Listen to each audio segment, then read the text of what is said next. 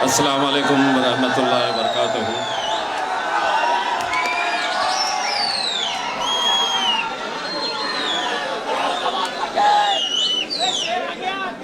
इससे पहले कि मैं अपनी तकरीर शुरू करूं, आज कुछ हिसाब चुकाना है।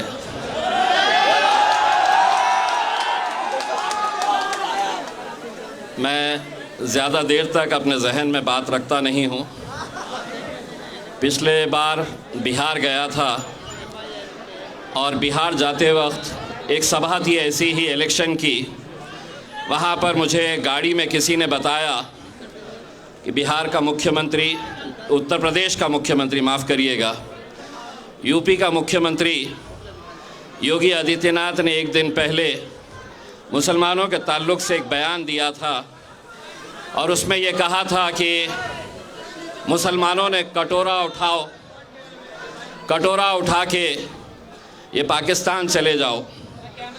बस वैसे ही गाड़ी के अंदर किसी ने मुझे ये सुनाया और मैं सभा के लिए चला गया और वहाँ जाने के बाद सबसे पहले मैंने यही बात कही कि तकरीर शुरू करने से पहले उसका हिसाब चुकाया जाए। और मैंने क्या कहा था,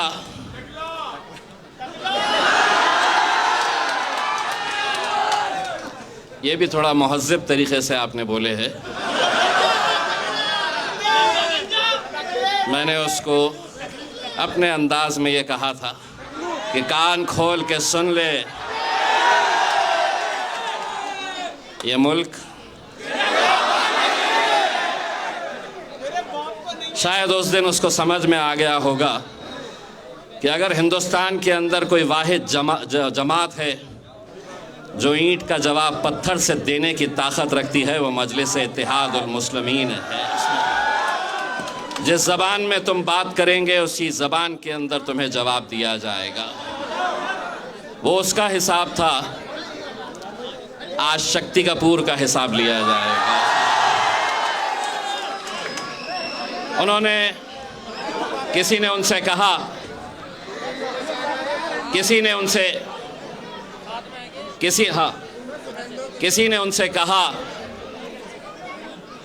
कि इम्तियाज़ जलील आपके बारे में ये कह रहा था कि आम आदमी पार्टी को वोट देने का मतलब ये है कि आरएसएस को वोट देने के बराबर है।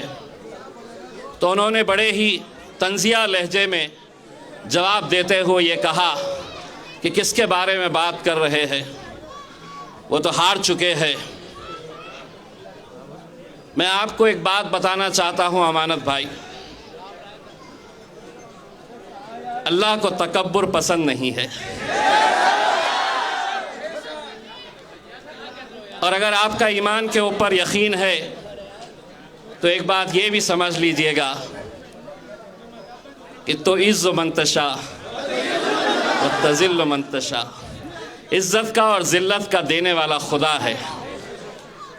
शायद आपको इस बात का भी अंदाज़ा हुआ होगा कि जिस दिन मैं हारा था उस दिन जीतने वालों से ज़्यादा चर्चे इस हारने वाले के चर्चे थे। ठीक है, गिरे हैं, फिर उठेंगे, फिर लड़ेंगे, फिर जीतेंगे। एक बात आपने ये भी सुनी होगी, गिरते हैं शह सवार ही मैदान जंग में, वो तिफ्ल क्या गिरे जो घुटनों के बल चले। अमानत भाई, यकीनन मुझ में और आप में क्या फ़र्क है आप जानते हैं। फ़र्क सिर्फ इतना है कि ज़रूरत पड़ी तो आप घुटनों पे आ जाएंगे। इम्तियाज़ जलील असदुद्दीन अवैसी कभी घुटनों के ऊपर नहीं आएंगे। हम में और आप में सिर्फ इतना फ़र्क है। यकीनन अमानत भाई, इस इलाक़े के लोगों ने आपको वोट दिया, आप जीत कर आए, यकीनन आप जीते हैं और हम आप इसकी भी मुबारकबाद आपको देते हैं। लेकिन ये जो इलेक्शन है, थोड़ा नीचे कर लीजिएगा, थोड़ा नीचे कर लीजिएगा।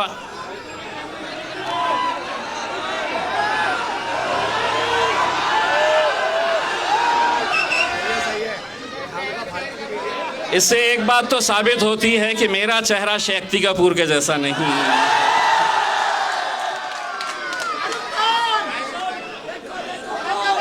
तो आप जीते, लेकिन ये इलेक्शन आपकी, कल एक मैं तकरीर सुन रहा था जिसके अंदर आपने अपने बारे में बताया और मेरे क़ायद बैरिस्टर असदुद्दीन अवैसी साहब के बारे में जिस लहजे का आपने इस्तेमाल किया, ये इलेक्शन के अंदर मजलिस इत्तेहादुल मुस्लिमीन अगर चाहती तो हम 20 सीटें लड़ सकते थे, 40 लड़ सकते थे, 50 लड़ सकते थे, लेकिन हमने सिर्फ 2 ही सीटें लड़ने का फैसला किया और उसमें एक सीट यहाँ की ओखला की शिफा भाई की सीट थी।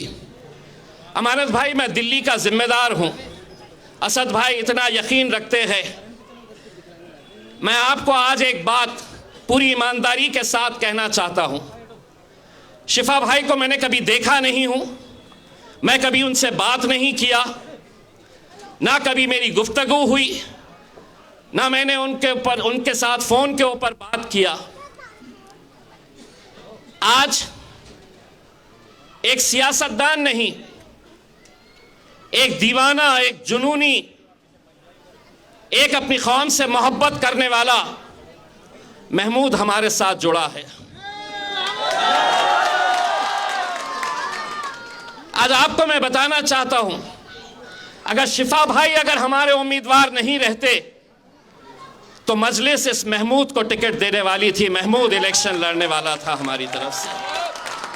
पूरी दिल्ली की यूनिट, शोएब भाई हो, हमारे भूरे भाई हो, पूरे लोगों ने मुझे मनवाया था। लेकिन महमूद भाई, जब शिफा और रहमान के 2 बच्चों की तस्वीर हमारे सामने आई, उस दिन हमने ये फैसला किया कि हम इन 2 मासूम बच्चों के लिए खड़े रहेंगे, पूरी ताकत के साथ खड़े रहेंगे। नूरीन भाभी के लिए जो अपने शौहर को पिछले 5 साल से जेल के सलाखों के पीछे देख रही है, हम उनके लिए खड़े रहेंगे। हमने ये फैसला किया और आप हम पर इल्ज़ाम लगा रहे हैं, आप हम पर ये इल्ज़ाम लगा कर कह रहे हैं हम वोट काटने के लिए आए हैं। तो अमानत भाई, एक बात ये भी आप अच्छी तरह से सुन ले, अगर आप आम आदमी पार्टी के अंदर रहते या किसी और पार्टी के अंदर रहते और बिना वजह आपके ऊपर UAPA लगाया गया होता तो यकीन मानिए हम पार्टी को दरकिनार करते, आपके खिलाफ भी उम्मीदवार हम खड़ा नहीं करते, क्योंकि आप का और हमारा, ठीक है आप अलग अलग पार्टियों के अंदर हम रहेंगे, जमहूरियत है, कोई अलग अलग पार्टियों में रह सकता है, लेकिन अमानत भाई, मेरा और आपका एक और रिश्ता भी है और वो कलमे का रिश्ता है।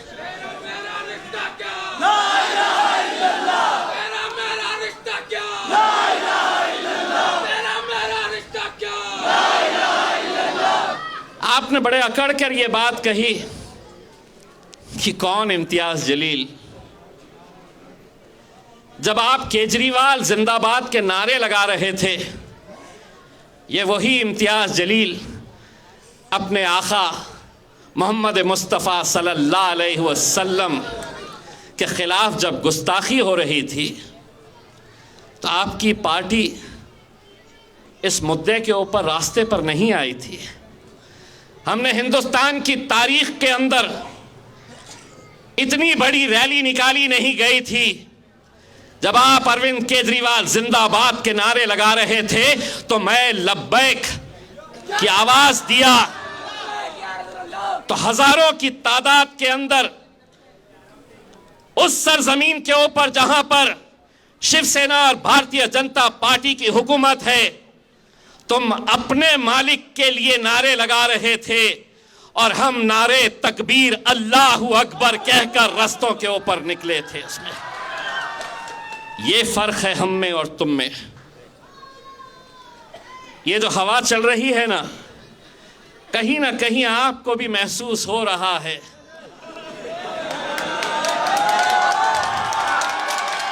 कहीं ना कहीं आपको भी ये डर सता रहा है कि रुख बदल रही है हवा। देखिए, मेरी एक बहन है जो कांग्रेस पार्टी की उम्मीदवार है, उनका भी एक बयान सुना कि शिफा भाई मेरे भाई जैसे हैं, नूरीन भाभी से मेरे बहुत अच्छे रिश्ते हैं, लेकिन MIM जो आई है वो वोट काटने के लिए मेरी बहन, भाई बहन के रिश्ते को अगर सही मानों में आप समझती है तो जिस तरह महमूद हमारे साथ आया है, आप भी ऐलान कर दीजिएगा, आप भी ऐलान कर दीजिएगा।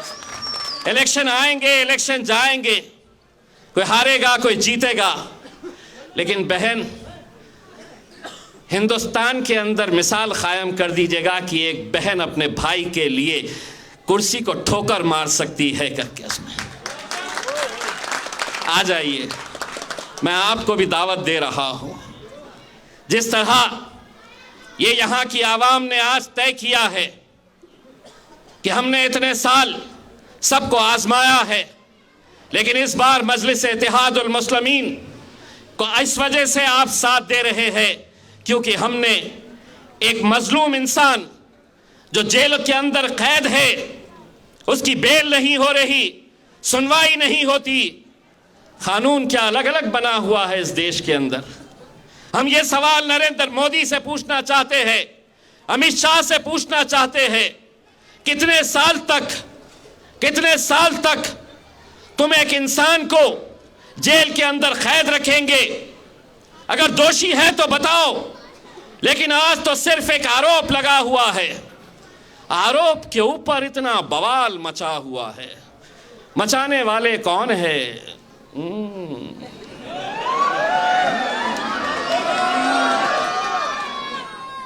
बड़ा जहां असद साहब जा रहे हैं, जहां जा रहे हैं, आपने एक दंगाई को टिकट दे दिया,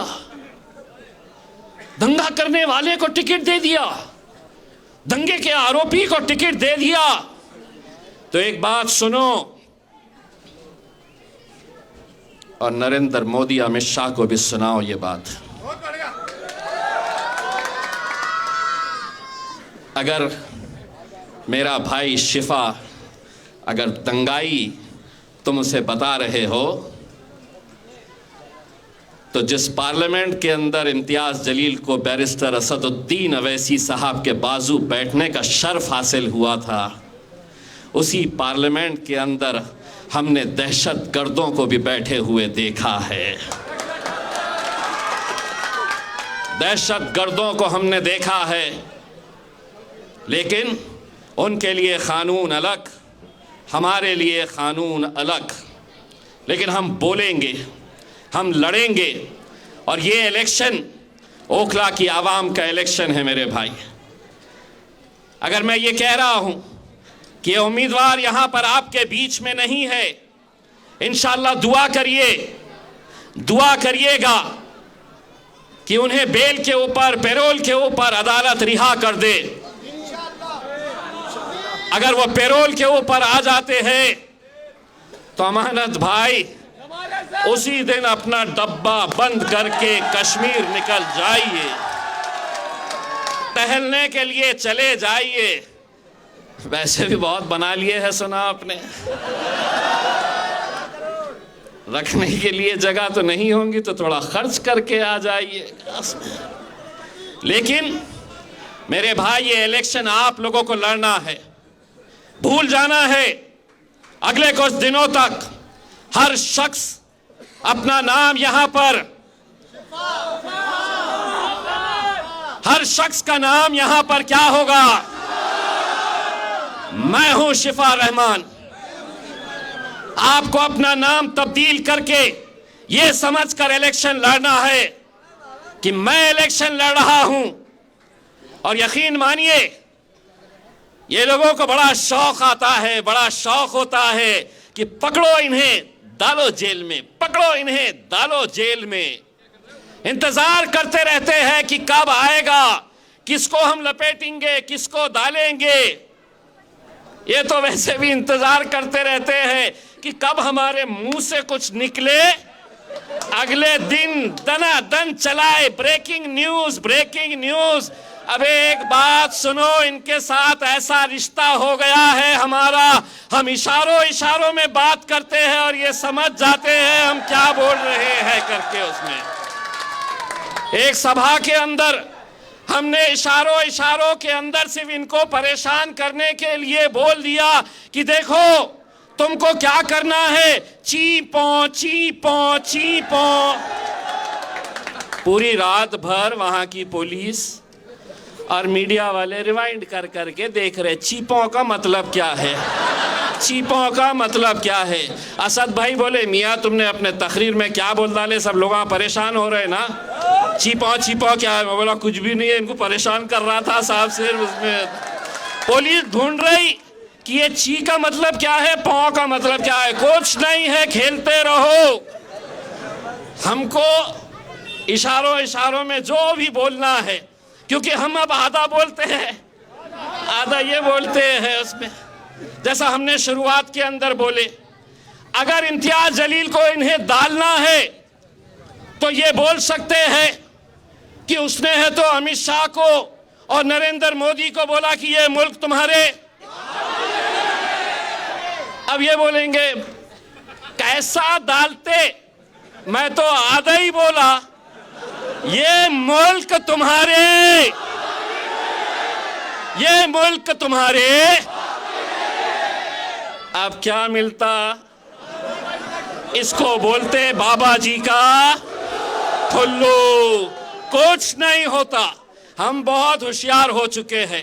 इंशाअल्लाह मैं आप लोगों से ये दरख्वास्त कर रहा हूं, एक एक घर जाइए, जो अपने नहीं है उन्हें मनाइए, जो हमसे दूर है उन्हें समझाइए और ये बताइए ये इलेक्शन उन दो छोटे मासूम बच्चों के लिए है, हमारी भाभी के लिए है। और इसी तरह से हमने जो ताहिर हुसैन साहब को वहाँ पर दिया है, उनको कामयाब करिए। हिंदुस्तान का मुसलमान, हिंदुस्तान का मुसलमान आज टुकटुकी लगाए हुए इस ओखला की कॉन्स्टिट्यूएंसी के ऊपर नजर गाड़े हुए है। वो देखना चाहता है कि वाकई में इंसान यहाँ पर रहते हैं या उनका ज़मीर मर चुका है। आपको 5 तारीख के दिन ये साबित करना है कि यहाँ इंसान रहते हैं और उनका ज़मीर जिंदा है। नारे तकबीर, नारे